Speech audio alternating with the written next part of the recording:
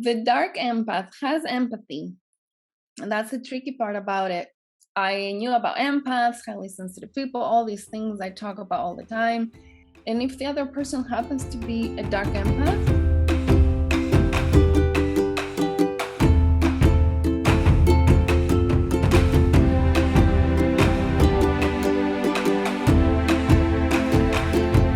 signs of a spiritual ego and a dark empath. Mm. And the term dark empath is something that when I first heard, I did not know that Mhm. term. I knew about empaths, highly sensitive people, all these things I talk about all the time. But when I heard about a dark empath, I almost was like, oh, it's just people who don't like empaths and they're trying to, you know, talk about badly about empaths. That's kind of what I originally thought. And a friend of mine brought it up to me. And then a colleague of mine brought it up to me. And I was like, okay, I might as well just look into this. And it's not what I thought it was. It's actually something that is more common than we realize. Mm. And I was like, oh my gosh, I've experienced that. I've experienced few relationships with what would be considered that. And then I had a group session with the coaches that I'm training a few days ago. And they brought up an example of something one of them is really dealing with. And I was like, that's another case of that. And the combination of the spiritual ego as well. So it's something that for some reason seems to be coming up a lot. I've been hearing it from other clients. I've been hearing it from just looking on social media and how certain people act and do certain things. So I felt like although there's a part of me that has a little bit doesn't like that term, dark empath. I even have an issue with the name. Mhm. I feel like what it is, it's going to be enlightening for some people, especially for those of us who feel that certain relationships that we have or we've had Mhm. and have potentially caused some trauma. And like we talked about last week, betrayal and a sense of just a lot of hurt. Mhm. And why did this happen? And just that sense of trying to figure it out and think about certain play out scenarios again and again. And why did this happen this way? And why did this happen this way? I know I've been there. I know a lot of my clients are kind of stuck in certain scenarios of what happened. Mhm. And I know about all the diagnosis and narcissistic personality and all those things. This felt a little bit different, the dark empath. And it can be tricky. So I feel like talking about it. And I know when I told you that, you're like, oh, you had a, you were like, what? Okay, interesting. So tell me just that initial reaction before we're Yeah. building up excitement right now. Let's put it that Um, way. well, when you mentioned it, I was like, "Dark empath." It sounds like, this summer's coming blockbuster movie or something. Dark empath. I was like, "Okay, that sounds a little dramatic." Yeah, Is what I was thinking. I was like, "What does that even mean?" I've heard the term narcissist. I know what a right. narcissist is, and I was like, "Well, maybe that's they're just kind of interplaying the 2, and it's just like a catchy, you know, a catchy title." Mhm. Um, and the more that I learned about it, I was like, "Oh, no, it's not just a narcissist. There's multiple people that fit within this category of dark empath or personality types, that is." And I was just kind of like, this makes me feel uncomfortable because it's not a fun topic. And as an empath, when you're looking at topics that are kind of heavy and Mhm. just kind of give you not a easy feeling, an uneasy feeling in your stomach, um, it's probably resonating or awakening a receptor that has experienced this before. And you're like, oh Yeah. God, and it did remind me of a few past friendships and relationships. And I was like, were they dark empaths? exactly how I said it too. Huh. Yeah, so I think it's going to give many people who are watching food for thought, and Forgot. yeah, some a point of reflection too. And it's Yeah, not just a narcissist or yeah, gaslighting or something, you yeah. know, um, easy term like that. I think it goes a bit deeper, which I'm glad you're going to be Yeah. expanding on that today. Yeah, and thank you for all that you shared and your openness in discussing this um and also saying that I'm not one that likes to label in general. Hmm. Like I always had an issue, and I am a psychotherapist, so at times in the past I was pulling out the DSM-5 and I was diagnosing and I was saying you got this and you got that, and I can diagnose a narcissist and I can diagnose certain things. Um, at the same time, that wasn't something I love to do. That's why I didn't work with insurance panels. And anyway, whole other discussion. But I want the audience to know I'm not coming from a perspective of labeling people or being like, oh, you're this, you're that, not that. Like all that is really not the intention of this discussion. The intention is to use these terms to just have that food for thought that you said, to just have a little more awareness for those of us who might be a little bit on the naive side, which is has been me for a long, long time, just very gullible, very open to everything around me, to the point of harming myself because I was so open to others and them taking advantage of that.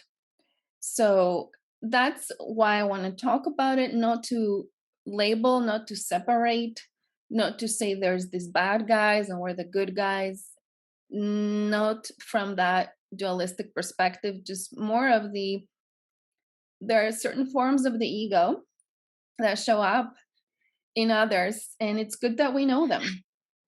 Hmm. And when we know them, we know what to do with them, and we know how to set boundaries, how to say no, how to process our emotions, how to process things that have happened in the past and deal with all that. So, enough of this introductory stuff. I want to get to it, but I really just wanted to preface it with where my heart is at. And I know yours is there too. Yes, Hmm. Gilly. Yeah, I think that was my one of my initial thoughts was like dark empath. That seems such a Yeah. heavy label to give somebody. And can't people change? And yes, I mean there's hope for everybody. You know. And I am a bit more on the naive side. I have been in my life. It's an open-hearted Mhm. desire to accept everybody and see everybody's light, Yeah. which is part of the gifts of being an empath. But you're right, we need healthy boundaries. And we need to know when to place those healthy boundaries. Otherwise, we're just, Yeah. yeah. And like you said, it's not that somebody that has that label means that they want change. It's just what we do with that. Because the Hmm. other person can be who they are, and a lot of these experiences, I think we probably have had them in the past, or maybe we're feeling like we make certain decisions right now with certain people that we don't realize why we're feeling pulled. But Hmm. maybe this will help us be like, maybe this is a no for me. I should trust my gut more. I should trust my intuition more because there are these signs. Hmm. I love Or that. this is what happened to me in the past. So now I can forgive myself more easily. Or now I can have more compassion for myself because, oh, that's what I was dealing with. Because if we don't know why certain things happen, at least for me, that why is important, that I put certain pieces together and be like, it wasn't just, you know, me or something broken about me. There was Hmm. a dynamic that was playing out that I had attracted, yes, but it was also a dance of a dynamic. So I'm gonna jump into it. Hmm. Hmm. Let's do it. All Okay, right. so I'll go over some of the signs and then maybe we'll share some examples. Maybe not, we'll see what wants to come through. But one of the first signs is what's called cognitive empathy.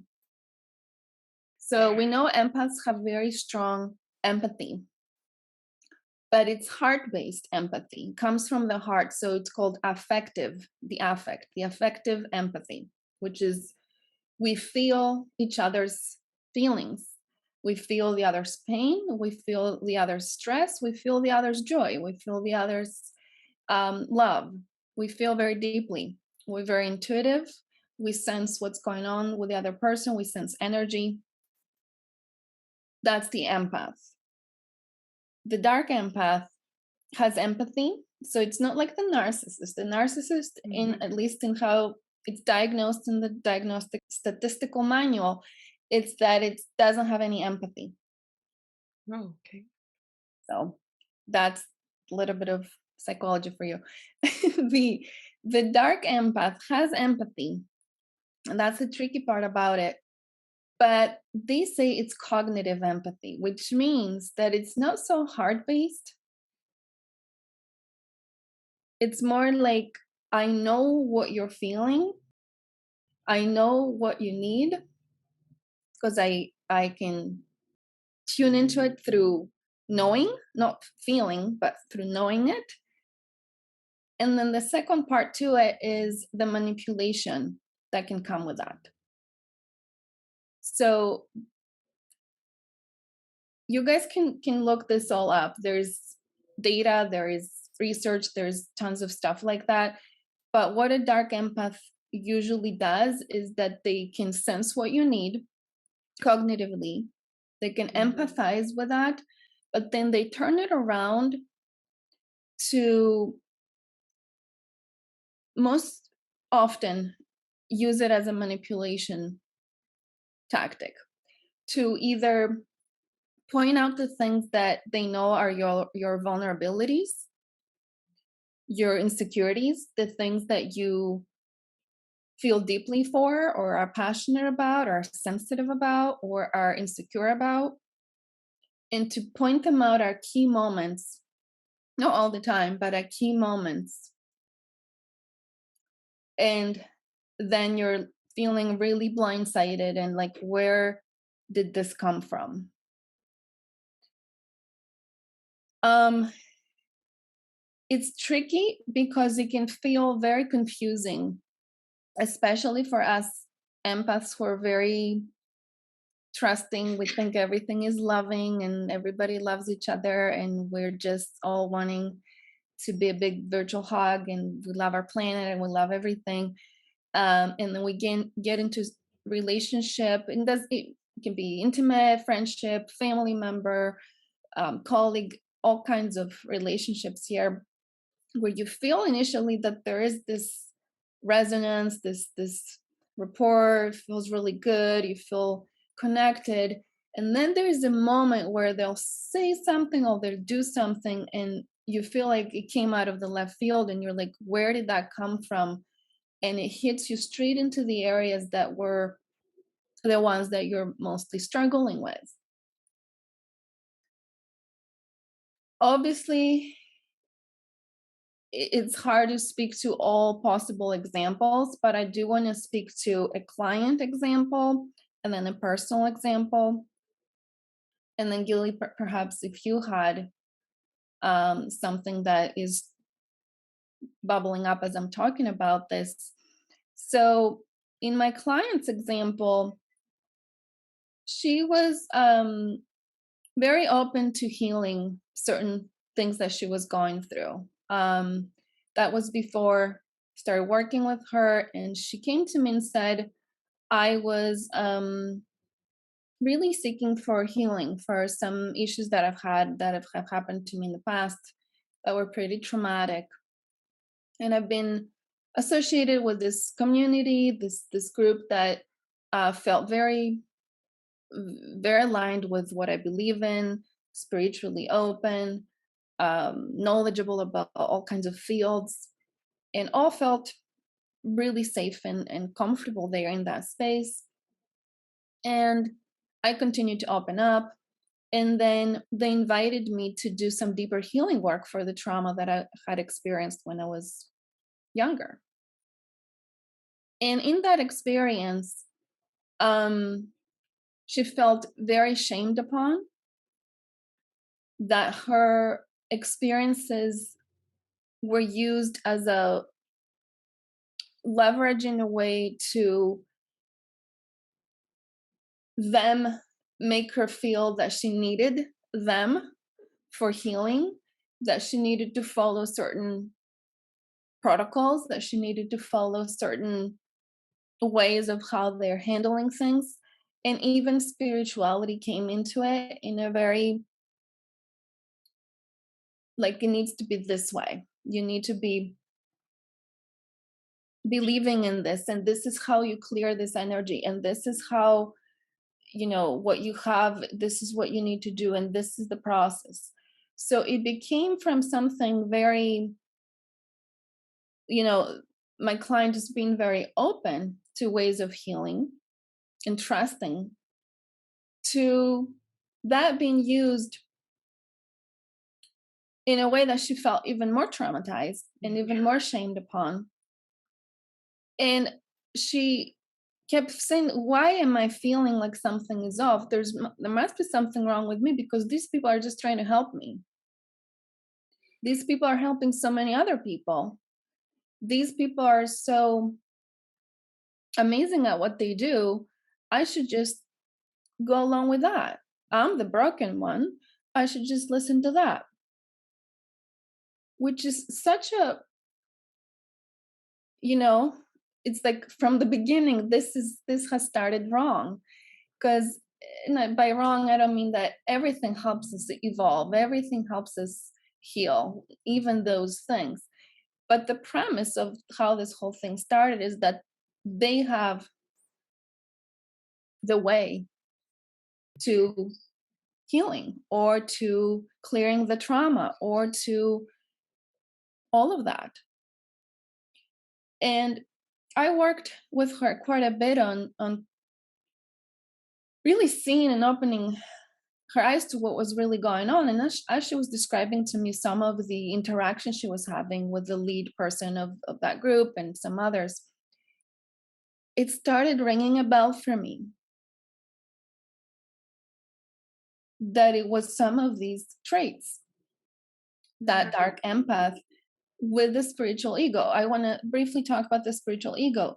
The spiritual ego is where it's so common, unfortunately.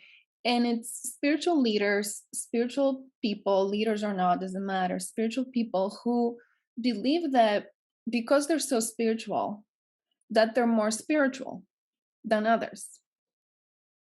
And that because they have found the technique, the method, the whatever, right? Whatever field that is, there's many fields where people dive in and become experts in, then they go and they're like, "Oh, well, that's it's because you got to do that. It's because you haven't done that. It's because," or acting in a way where they feel that sense of superiority, even if they don't realize that they do. So, in my client's example, I know I'm being vague because I want to keep it more vague to not give too much information for privacy reasons, but felt to me that combo of the people who are out there who are we're trusting, we're listening to, we're following, we're learning from, um our paths cross and we feel that we open up to and that can help us. And then there's something that feels off. That's your only gauge. If you feel something is off, because none of us can tell you what each person is. Nobody knows. So this is not like a, oh, if you like take a questionnaire and if that person is like that, then it means they're a dark empath. Like that's not what we're saying. It's if you feel that something is off, there is some sense of constriction, manipulation, um, something in you tells you it doesn't feel fully safe here. I cannot fully be myself, or I gotta be a certain way for them to like me, or I gotta talk a certain way. I gotta use the language that they're using or the way they're talking so that I can fit in. Because if I'm not, I don't belong to that space, or that there might be judgment. Mhm. That's a sign. I don't know that, maybe it's a dark empath, spiritual ego, maybe it's something else, but it's a sign for you to trust your intuition more and to be like, something, I'm sensing some red flags. Mhm. Let me look into this. So, in all that, and I want to have you share, and then maybe if we'll have time, I'll share my personal experience also with it. Um, my message to for all of this is start tuning in within more and more. Is your heart having low anxiety around certain people? You feel like you're trying hard to impress them or to be like them, to talk like them? Do you feel that they have the way to your success, to your making money, to your healing, to your X, Y, or Z? Do you feel that they're at times saying certain things that you're like, ouch, that I didn't love that? Why would they say that?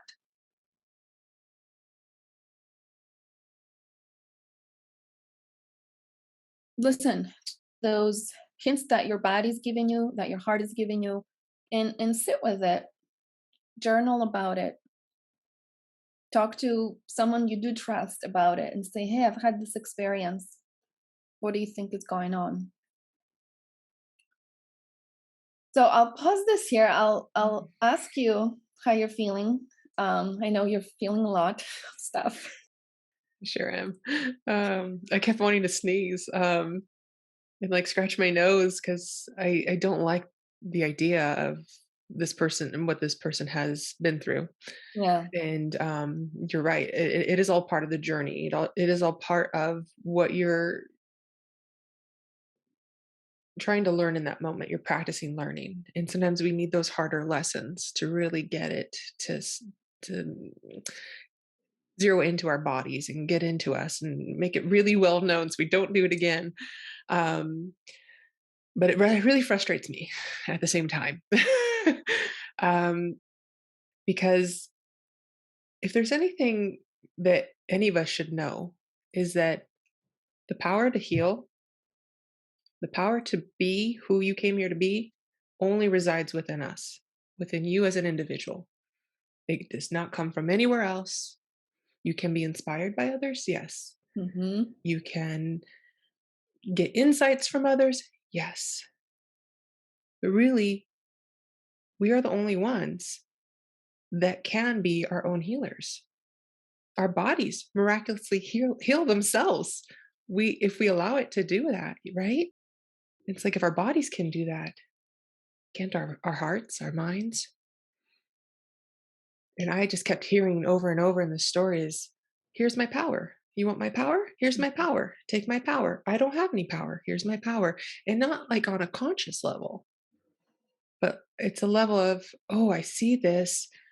You're so much better than me. You're so much smarter than me. You're so much more spiritually awake than me, or whatever it is, that it completely strips you of your power and your ability to think for yourself and your ability to say, hey, I am good enough to be my own hero in this moment. I am good enough to listen to my own advice. I am good enough to be heard and to be loved and to be completely understood in those moments that feel yucky, that feel horrible, that feel like there could be something to be ashamed about or guilty about. But the truth is that we all have those things. We all go through those parts of ourselves that without those parts of ourselves, we don't ever fully evolve into who we came here to be. So for someone to come in and say that's not all right, or to make you feel less than for having those experiences, That is manipulation. And my heart's like all in a fury right now because I want to protect, right? Yeah. I want to protect, I want to help. And I have been through those experiences. I didn't know the term dark empath at the time. It's kind of a new terminology for me, really. Even the spiritual ego, it's still kind of a new concept for me over the last year. But yeah, I could see that in many areas, just even in if we're looking at the TV, what's going on, sitcoms, comedy shows, dramas, all the stuff, right? There's examples of it everywhere. So, and art imitates life. So, of course, we're going to see it in life as well. But our intention here, Lita, is yes, we as empaths can be chameleons, and it's a safety mechanism. And that's part of the undoing process. I've been a chameleon for so long. I've been labeled as this for so long. Who am I? Who am I without all those things? Who am I outside of this group? Do I see myself less than to everybody? Or is it just this one group or this one person? That could be an indicator to you that it's not aligned with your highest and best. And I like how you go right back to the body because our bodies will let us know. And it's usually like for me, it's shallow breathing or like holding my breath, like just waiting for the okay, the validation or the moment to be like, oh, it's okay. I said that. It's okay. Yeah. And I mean, what I've studied with you over this time, Lita, and what we do as coaches and healers is that our goal is to bring your power back to you, not to be an idol or somebody who you look towards for answers. It's somebody who says, guess what? You're just as powerful. You have so much more power than you even know. And let's awaken that for you. Let's take off that veil and show you just how powerful you are. Because I'm no better than you. You know better than me. We are one. So yeah, there's me on my soapbox. No, don't get off it. I like it. I like it. I could listen to it all day. You made so many good points. And what came back to me when you said the word idols is A Course in Miracles, and how it talks about that a lot. Yeah. Is how many idols have we made to block us from God, from Source, and how many idols we worship outside of us, including the gurus and the spiritual this and the healer that and the coach that and the therapist this and the business person that and whatever, TV person, whatever. Because we have forgotten that the only all, of course, Miracle says all is only for God, for Source, for the divine. Nothing else is to be awed, to be worshipped. And even the word worship is like, I'm down here, you're up there, you have the solutions. And I'm not saying that in time people are not ahead of you where they do have solutions. I mean, that's what we do in my business. Like I have my methodology, I have certain solutions, I have certain things that I help my clients with. But like you said, my whole premise is I'm just reminding you what you already have within you. I'm just reminding you what you already know. I'm not higher than you. I'm not the therapist with the degrees that you don't have, and I can diagnose you, I can tell you what's wrong with you, and I'll give you the treatment or the whatever. So the other thing you said that I really wanted to go back to is the boundary piece and how we lose ourselves in others, because the self and the other is very just meshed, where it's not clear to me who is me and who is you in all our relationships, including those who we admire. Because when we admire somebody, we worship them. It is that idol that we've created. I've done this all my life. I've created everybody else on the pedestal. I've put everybody else on the pedestal and worship them as idols.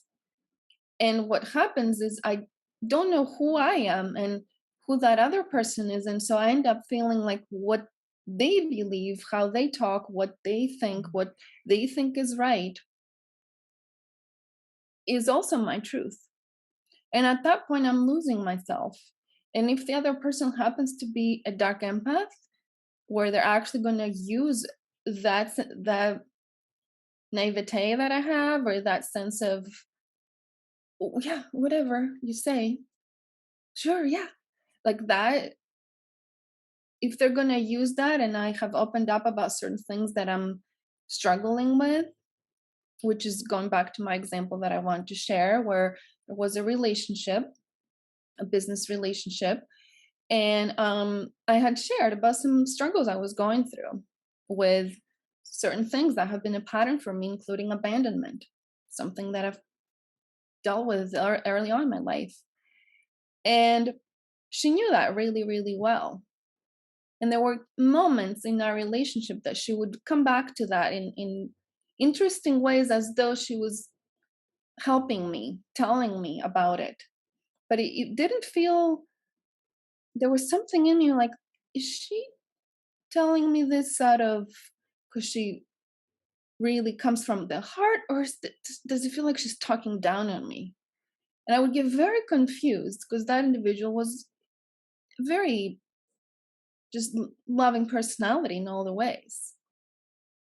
But I wasn't, I was kind of listening to my body, but not really, because I'd be like, oh, Lita, come on, like, she's amazing. Like, what are you talking about? But something in me every time felt like, ooh, that felt like a backstab. That didn't feel a heart based comment or heart based feedback or whatever. Well, come to find out, some months later, there's a conversation. I'm not going to go into details, but she's using those things in the moment that I was triggered in our relationship because of something that had happened. She's using that very moment months later to prove the point she was trying to make and to put me down in that situation. And it started becoming clearer and clearer to me, not at that moment, but down the line, of that aspect of how I had given my power away, how I had attracted another version of, I'm so open, I'm so hard based that I'm going to tell you all the things. I'm so trusting because we're mutually trusting, right? But then that person flips, changes their personality, or shows another side. And now I feel like, what happened? And I'm back into my victim role. And I play Right. back the scenarios of my life. But when I really can look at it, is that no, Lita, you're not a victim. This is not happening to you. You had the signs. You just weren't listening because you didn't love yourself enough. Because you're so good at giving empathy to everybody else. But when it comes to empathy to yourself, you had forgotten that. So it was a very good reminder for me of empathy. And empath is supposed to give empathy first to you and then to the other, because we do it the other way. We give all of us to the other. We open up, or we, whatever, right, in relationships we do, or we expect certain things, or we hope certain things will be a certain way and we'll help each other, and then things like that happen. And it's only because the universe is telling you, I want you to grow and see what's really going on. It's not because I'm punishing you. It's not because you're broken. It's not because there's something wrong with you. It's not because you don't deserve loving relationships that are really equal and based on solid ground. It's none of that. It's just that I want you to see that you weren't listening to you and that you forgot you. And it was painful. And I've had multiple of these in my past, and it's always been painful, but it gets easier. And it also we get that wisdom in these experiences of next time there's something like that, I'm gonna be listening to you, Lita. I'm gonna be listening to my higher self also. That's like, no, I don't think you need that. Sounds really good on the outside. Everybody's doing it. Ooh, so cool. But nah, you don't need it. So obviously I could go on many points on this, but how does that feel to you, Gilly? Well, thank you for sharing your story here. It isn't always easy to open up. And look, you're doing it live here on Facebook. And that's so other people can hear it and not feel so alone. Yeah. Because if your experience is opening up to somebody and you don't open up to anybody, but you entrusted your vulnerabilities with somebody and then they used it to make you feel less than or prey upon your emotions, it can be really hard to want to do that again. Exactly. Right. So I'm proud of you that you're here sharing this story so others can feel empowered through it. And I know I have many stories too. I mean, there's too many like to even sort out in my head right now, and we only have so much time. But I like that you're like, okay, with that comes more and more wisdom. It's like instead of constantly saying, "Why is this happening to me? Why me? Why me? Why is it happening to me?" It's like, okay, it happened. It did happen to me, but also could it have happened for me? Yeah, it sucks. It hurts. I didn't like this, but could this also be for me? And what can I learn in this experience? Oh, yeah, the next time I open myself up to somebody, and the minute they make me feel as though I'm wrong or I'm less than in that moment, I'm going to pull out a piece of paper. I'm going to write all the things I feel and check and see if any of those things that I'm feeling are the way I want to be feeling. Yes, exactly. Sometimes we just need to make a list because, like, if it's all up here, right, it's not concrete. So if we make that list, we're like, okay, I feel uh, judged, I feel rejected, I feel less than, I feel heard, but also made to feel bad because I'm being heard. Eh, Uh-huh. right? And the evidence is right in front of us. We're like, okay, yeah, they're presenting well. It's like one of those flowers that look really pretty, and then you go to smell it and it stinks. I don't know why I thought of that, but that's what it reminds me of. And you're just like, "Ew, that's a really pretty flower, but what's up with that smell?" Um, Oh my god. right? It's not apparent, right? We had to get a closer look. So we make that list and we're like, "Okay, I'm feeling this way, that way, this way." And we're really like giving ourselves some time and some space to sort those things out and not just allow it to be in our minds like, "Oh, what's just me? Something's wrong with me again. It's It's just my that problem." mhm. Right? We can see it and be like, "Nah, that's a stinky flower." Okay, you guys, if you got anything out of this today, a dark empath with a stinky flower, same thing. Oh gosh. I don't know. And no, I absolutely love that metaphor because it lightens up the heaviness of the whole thing. And that we can see everyone as a flower too. I like that metaphor for many reasons. That we're not saying it's a bad person or dark person. It could be that they're playing this dynamic in certain relationships, but otherwise they're magnificent flower. It's just their scent for your senses, it stinks. Can we say that? Yeah. Yeah. So let's roll with this because everyone is a flower. Everybody's beautiful. Their sense is not for everyone. And if in your senses with that person or this group or whatever feels stinky, feels off, first of all, like Gilly said, write it down. I love that. Make a list. That's such a great idea because if we don't, it's like thoughts and that, and then we're spinning and we're trying to replay scenarios, and then we're trying to see, why am I feeling this way and what's wrong with me, and it's got to be me. Like, it just gets very confusing when it's like, no, this is what happened, this, that, it feels this way. And many ways where you could process that in journaling as well.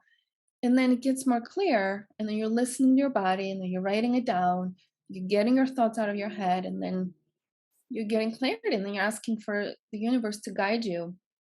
And that's what I do. I surrender it all, and I'm like, universe, God, I really don't know what's really going on here, but it doesn't feel good.